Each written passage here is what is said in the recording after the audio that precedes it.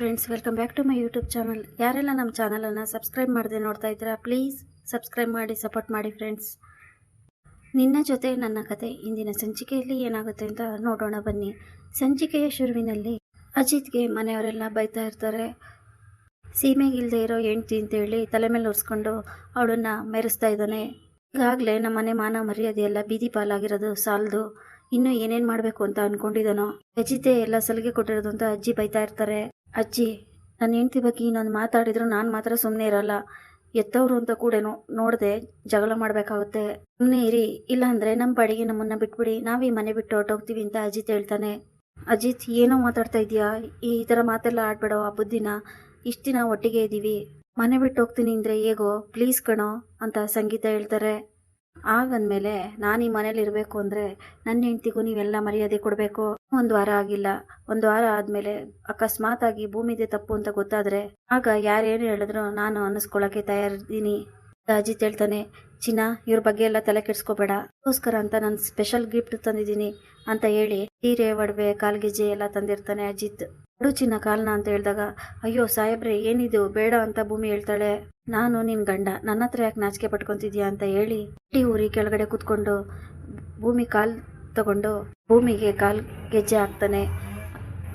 ಅಜಿತ್ ಕಾಲ್ಗೆಜ್ಜೆ ತೋರಿಸಿದ ತಕ್ಷಣ ಭೂಮಿಗೆ ಖುಷಿ ಆಗುತ್ತೆ. ಅರೆ, ನನಗೆ ಕಾಲ್ಗೆಜ್ಜೆ ಇಷ್ಟ ಅಂತ ಇವರಿಗೆ ಗೊತ್ತು ಅನ್ಕೊಂತಾ ಇರ್ತಾಳೆ. ನಿನಗೆ ಕಾಲ್ಗೆಜ್ಜೆ ಇಷ್ಟ ಅಂತ ನನಗೆ ಚೆನ್ನಾಗಿ ಗೊತ್ತು, ಇದು ನಿನಗೆ ಇಷ್ಟ ಆಗಿರುತ್ತೆ ಅಂತ.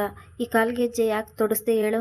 ಕಾಲಿಗೆ ಚೆನ್ನಾಗಿ ಕಾಣಿಸ್ಲಿ ಅಥವಾ ಈ ಗೆಜ್ಜೆ ಸೌಂಡು ಕೇಳಿಸ್ಲಿ ಅಂತಲ್ಲ, ಪ್ರತಿಯೊಂದು ಹೆಜ್ಜೆಯಲ್ಲೂ ನಾನು ನಿನ್ ಜೊತೆ ಇರ್ತೀನಿ ಅಂತ ಹೇಳೋದಕ್ಕೆ ಕಾಲ್ಗೆಜ್ಜೆನ ಹಾಕಿದೀನಿ ಅಂತ ಅಜಿತ್ ಹೇಳಿದಾಗ, ಇದು ಬೇರೆ, ಇವಳು ಎಲ್ಲೆಲ್ಲಿ ಹೋಗಿ ಸುತ್ಕೊಂಡ್ಬರ್ತಾಳೋ ಅಂತ ಅಜ್ಜಿ ಹೇಳಿದಾಗ, ಅಜ್ಜಿ ಸ್ವಲ್ಪ ಸುಮ್ಮನೆ ಇರ್ತೀರಾ ನೀವು ನನಗಿಂತ ದೊಡ್ಡವರು, ವಯಸ್ಸಾದವರು, ಹಿರಿಯವರು ಅಂತ ನಿಮಗೆ ನನ್ನ ಅಜ್ಜಿ ಅಂತ ಹೇಳಿ ಮರ್ಯಾದೆ ಕೊಡ್ತಾ ಇದ್ದೀನಿ. ಭೂಮಿ ಬಗ್ಗೆ ಮಾತಾಡಿದ್ರೆ ನಾನು ಸುಮ್ಮನಿರಲ್ಲ. ಈ ಮನೆಯಲ್ಲಿ ಯಾರು ಕೂಡ ಭೂಮಿ ಬಗ್ಗೆ ಒಂದೇ ಒಂದು ಮಾತು ಕೂಡ ಆಡಬಾರ್ದು. ಯಾರಾದರೂ ಮಾತಾಡಿದ್ರೆ ಅದೇ ಕ್ಷಣನೇ ನಾವು ಈ ಮನೆ ಬಿಟ್ಟು ಹೋಗ್ಬೇಕಾಗುತ್ತೆ ಅಂತ ಅಜಿತ್ ಹೇಳ್ತಾನೆ. ಅಜಿತನ ಮಾತು ಕೇಳಿ ಮನೆಯವರೆಲ್ಲ ಗಾಬರಿ ಆಗ್ತಾರೆ. ಆಗ ಸಂಗೀತ, ಅಜಿತ, ನೀನ್ ನೋಡಿ ತುಂಬಾ ಖುಷಿ ಆಗ್ತಾ ಇದೆ ಕಣೋ, ನೀನು ನಿನ್ನ ಹೆಂಡತಿ ಪರ ನಿಂತಿರೋದು ನೋಡಿ ತುಂಬಾ ಖುಷಿ ಆಗ್ತಾ ಇದೆ ಅಂತ ಸಂಗೀತ ಹೇಳ್ತಾರೆ. ಆಗ ಅಜಿತ, ಚಿನ್ನ, ನೀನು ಒಬ್ಬಂಟಿ ಅಂತ ನೀನು ಯಾವತ್ತೂ ಬೇಜಾರು ಮಾಡ್ಕೋಬೇಡ, ಕೊರಗಬೇಡ. ಈ ಅಜಿತ್ತು ನಿನ್ನ ಗಂಡ, ನಿನ್ನ ಜೊತೆ ಯಾವಾಗಲೂ ಇರ್ತಾನೆ. ಈ ಕಾಲ್ಗೆಜ್ಜೆನ ನಿನಗೆ ಗಿಫ್ಟ್ ಕೊಟ್ಟಿರೋದು ಅಂತ ಭೂಮಿಗೆ ಅಜಿತ್ ಹೇಳ್ತಾನೆ. ಹಾಗೆ ಸೀರೆ, ಒಡವೆನೂ ಕೊಟ್ಟು, ಇದು ನನ್ನ ಕಡೆಯಿಂದ ಯುಗಾದಿ ಹಬ್ಬದ ಉಡುಗೊರೆ ನಿನಗೆ.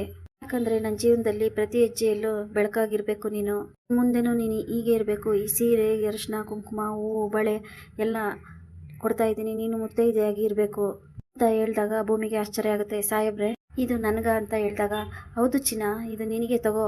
ಅಜಿತ್ ಇದನ್ನೆಲ್ಲ ಕೊಟ್ಟಿದ್ದು ನೋಡಿ ದೇವಯಾನಿ ಕೋಪ ಮಾಡ್ಕೊಂಡು, ಜಾಗದಲ್ಲಿ ನನ್ನ ಮಗಳಿರ್ಬೇಕಿತ್ತು, ಆದರೆ ಇವಳು ದರಿದ್ರದವಳು ಬಂದು ನನ್ನ ಮಗಳದನ್ನ ಖುಷಿಯೆಲ್ಲ ಕಿತ್ಕೊತಾ ಇದ್ದಾಳೆ. ನಾನು ಸುಮ್ಮನೆ ಇದ್ರೆ ಆಗಲ್ಲ, ಇದಕ್ಕೆಲ್ಲ ಏನಾದರೂ ಮಾಡಲೇಬೇಕು ಅಂತ ದೇವಯಾನಿ ಕೋಪ ಮಾಡ್ಕೊತಾ ಇರ್ತಾಳೆ. ಇಲ್ಲಿಗೆ ಈ ಸಂಚಿಕೆ ಮುಕ್ತಾಯವಾಗುತ್ತದೆ. ಸಂಚಿಕೆ ಕೇಳಿದ್ದಕ್ಕಾಗಿ ಎಲ್ಲರಿಗೂ ಧನ್ಯವಾದಗಳು.